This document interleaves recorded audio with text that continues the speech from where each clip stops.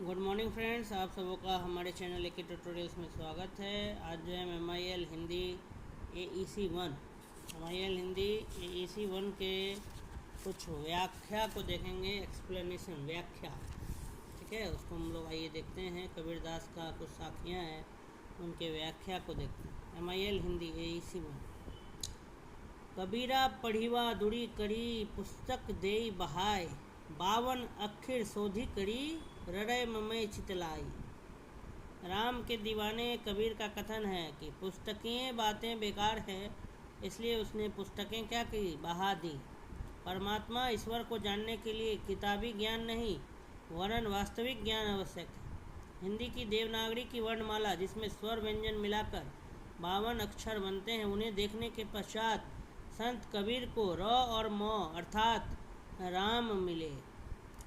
कबीर पढ़ीवा दुड़ी करी आथी पड़ा संसार, पीर न उपजी प्रीति स तो क्यों करी करे पुकार। संत कवि कबीर को राम निर्गुण से प्रेम है और प्रेम में विरह का महत्व है। ईश्वर प्राप्ति के लिए हमारे हृदय में प्रेम की पीड़ा होनी चाहिए। अतः कबीर कहता है कि अध्ययन हमें प्रभु से दूर करता है, संसार समाप्त हो जाता है, अस्त हो जाता है। जब राम के लिए प्रेम का दर्द हृदय में नहीं तो राम नाम कहने से क्या फ़ायदा। प्रेम से, प्रेम के दर्द से ही राम मिलेंगे।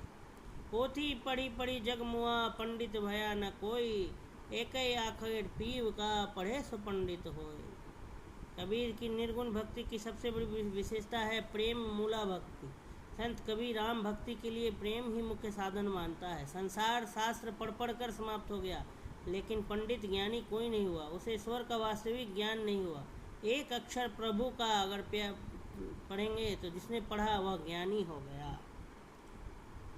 रोबहूँ सब मिली के आवहूँ भारत भाई, हा भारत दुर्दशा देखी न जाई। भारत दुर्दशा कविता के संस में कवि भारतेंदु प्राचीन गौरव को स्मरण करते हुए वर्तमान पर आंसू बहाते हुए तथा भविष्य के प्रति सुधारवादी प्रवृत्ति में संलग्न है।